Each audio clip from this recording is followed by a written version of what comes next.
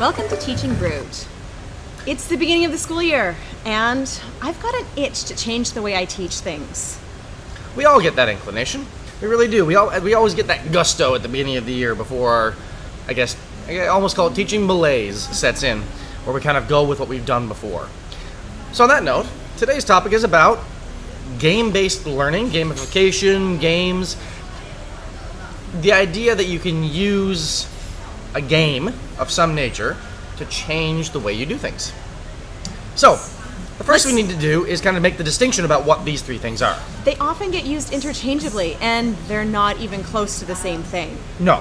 And we're actually pulling, the core of this information is coming from a site called elearninginfographics.com, and if you look at our collections on Teaching Brewed, you'll actually see a link to this. So just be aware of that. This is where we're, Yeah, it's got a nice sum up. It makes it pretty simple, because sometimes the lines get blurred between it. They do, huge. So let's start off old school. Games. Like Monopoly and, Clue and, card games. Those are just games. Games. And the games are it's a winning-losing situation. They're one-off situations very often. You may or may not learn anything from the game. Right. And that is the thing. They may or may not. They can, but it's typically got a fun-based, the core of it is just a fun-based thing. They might not have defined rules. They might not have objectives. There's not going to be a long-term goal to this thing. And how you play the game is the core of it, as opposed to a learning objective or something beyond that. And that's kind of what we all grew up with when we had games days and things like that. It was basically, we didn't necessarily learn anything, but we were able to have fun. Yeah. Now, you might have accidentally learned something when you were doing it. Like back in the old day of the old Final Fantasy games from the Nintendo NES. I learned to read and develop my lexicon that way. That was definitely not the intention of the game. No. But it was the game. Then we've got game-based learning. So that's got an actual learning objective attached to the game. You might not actually lose that game because more of the emphasis is on process. It's more based on the intrinsic reward of the game. They're often usually actually quite hard to build because there's a bit more depth to these things than time-consuming. Time-consuming, yeah. And the content typically will also change depending on what a person does or how a person interacts with the game. So would that be like an example of Breakout Edu, which is really popular right now? That could be an example of that, yeah.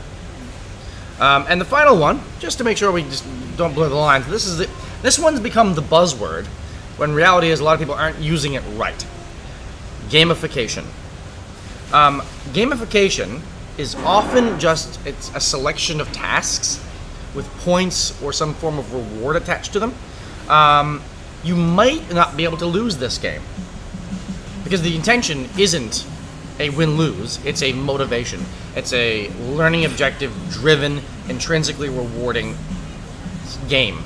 A lot of primary music teachers actually use gamification in their classroom.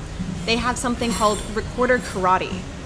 And it's, if you play this song, you get a piece of colored yarn which matches the recorder belt or the karate belts to put on the end of their recorders. That's gamification. The big idea behind gamification is that there's often not one thing to use. It's often not just rocket math. You're using, like you said, pieces of yarn is attached to it. You might attach your learning management system to it. So you might attach, if you're using Class Dojo, you might use Class Dojo attached to it, or you might use Schoology, or whatever you're using to manage the learning is probably going to be associated with the game itself. So that's what makes this different. It's layered. Yeah. This is also, gamification is actually the easiest one to do. Yes. Because all you have to do is set up a point system. Yeah. Do this, get this. Yeah. The problem is, it does wear off after a while, and the kids aren't as motivated to do it. So you need to attach a reward system that's going to last a long time, or change your reward system frequent enough, but keep it in the context of the gamified world that you've created in your classroom. I'm just going to make a shout out to a guy named Rob Apparino. We'll put his name and kind of his Twitter handle on the bottom of this. Fantastic guy here in Asia. He works in Ho Chi Minh City. And he is great at gamification. He's done many different sessions, and he knows a lot about it. So yeah, rapino.com, RAPPINO.com. We'll put the link in the bottom. Anyways, so back to our topic at hand. What are the big advantages of gamification? The gamification, you definitely have your kids at first are going to be really motivated. Yeah. And for you, there's a little bit of setup, but you get so much out of it because your kids are motivated to learn, so they're constantly trying to do better, which is awesome. If you go with the game-based learning, there's a lot more setup for you to do, but you know what? They get a lot out of it too. And it ends up being oftentimes something more, it's not direct teaching. So your kids may end up learning things that you didn't intend them to learn. Yeah. And they also have to learn cooperation and team building skills and all of those transdisciplinary stuff. A good example of game-based learning would be Minecraft EDU. Excellent. Gamification, on the other hand, I mean, there's a million different examples of it out there, but it's really the kind of thing that you need to kind of poke your head into people who really specialize in it to figure it out. I mean, because they're working, like, they might use Minecraft EDU as part of it, but then they might also bring in Yarn. They might also bring in the old school candy system. They might bring in team points on desks. In order to get Friday Pizza Day. Or to get an extra recess time. So it's a bit more osmotic in the classroom. And the teacher has to make sure, and this is the big thing with gamification, it's consistent. Oh yeah, no playing favorites on that one. No. And you can't all of a sudden just forget about it for a day or two. Trust me, the kids will remind you if you're engaged. And that's often this gauge of if they're engaged or not. If they're reminding you if you haven't done it, you've gamified in a good way. So there's a guy out there that has taken our Pokemon craze. What level have you gotten to now? I'm level 20. Ooh. They make you get 50,000 experience points as of level 20. And like the 19 to 20, 25,000 experience points. 20 to 21, 50,000. That's tough. See, I got to level 7 and then I had to go back to work. We've got teachers all over the globe who are trying to use this Pokemon craze and apply it to their classroom. Yeah. There's a lot of things that you could be doing with that.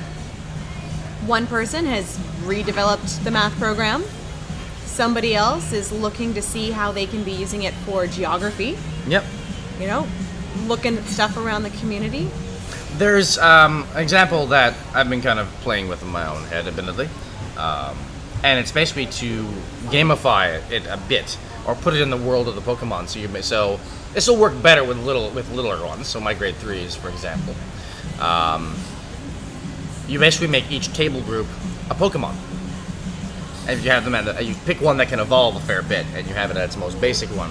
And as their table gets points, after so many points, they can choose to evolve into a better Pokemon at their table, and then. Yeah, and eventually you can rotate that throughout the year. So, and in the end, it's almost like creating team colors. For example, if you want to start with, Team Squirtle, well, that's actually Team Blue. You know, it just so happens that it's got a different name now, and it can turn into something bigger and better. Yes, and then they can get more Pokeballs. The only thing we don't know about using Pokemon Go in the classroom or Pokemon in the classroom is that if this will last. It's still new. It's only been around about a month. And before that, Pokemon, after talking to several toy licensors that I've gotten familiar with, Pokemon was kind of on its way out. It wasn't that popular of a thing, right on up to when Pokemon Go came out. And then all of a sudden, Pokemon Go floods the market, and it's a thing again. Its staying power is the question. So if you use this as a system, be aware it might not necessarily stay. We just don't know. But it can be gamified. There are several toys that have come back over the years. Yes, there are. And there are some games that have lasted and lasted and lasted. Well, Mario Brothers has been around an awfully long time. Well, let's go even older school. Let's look at Scrabble and Monopoly. That's true. Which, by the way, are still good games to be used in classroom. Notice the distinction there. We haven't said game-based learning on that one. We've said games. They are games, indeed. And, if you're using Scrabble in your classroom, your kids might accidentally learn how to spell. Yes. I'm also going to put a little shout out to a game that I've become a love of. It's called Bananagrams. It's very simple, it's very fun, and little kids can use it because they're basically creating their own Scrabble board. So if you're looking for some quick language games, Bananagrams is a good one. And by the way, you'll notice on this, and I'm going to say this right away. Well, I should have said this right away. We're not only talking about digital games. Gamification, game-based learning, and games don't have to be on your screen. They don't have to be on an iPad, on your MacBook, on your phone. Yeah, there's a certain level of interaction there, but Scrabble is still a useful game, even for high schoolers. Oh yeah. In fact, it can get even better up in high school because you've got to use better words. Or you could use it in your second language class or your third language class. Oh, yeah. Monopoly has layers to it. Frustrating as the game can be, it has to do with real-life application of buying and selling and trading. So it can be used at a fundamental basic level, but it can also be used at a relatively high level. And it is a board game. Yes, I know there are digital versions of it out there, but the idea of physical manipulation of a tool, of a tool, rather than just putting your fingers on a screen or a keyboard, it matters. Yeah. And some kids like it better. So you can use games like that. And I'm sure I haven't actually tried it out myself, but I'm sure most of those games could be incorporated with a gamification program in some ways. But remember that it's not always about putting your eyes in front of a screen. Yeah. So one of the ones that is actually analog and digital that I want to give a shout out to comes from Pixel Press, and it's called Floors. What's really cool, like this will really appeal to those of us who played the original Super Mario. So you had your 2D, you walked along, you had things that you had to jump over and whatnot. Well, with Floors, you can create that. So you get a piece of paper that has a grid on it, and you've got to draw out, using your math skills and geometry and all that, what your different levels look like. Where are your holes? What do you have to jump over? And then, using your digital device, you take a picture of it, and the software turns that into your actual game, and then you end up playing something that looks like Super Mario, but you were the one that designed it. Cool. And I mean, I think the idea of designing your own world often incorporates various different subject areas simultaneously. That's why I think that's why Minecraft gets one of its big appeals, because you have to do basic maths in it, you have to do basic design, stuff like that. So I think the games that engage more than one subject area, that end up being transdisciplinary, have been the most successful. So we don't want to keep this too long. So I mean, that's gamification, game-based learning, and games in a nutshell. And all three valid to use in your classroom. Absolutely.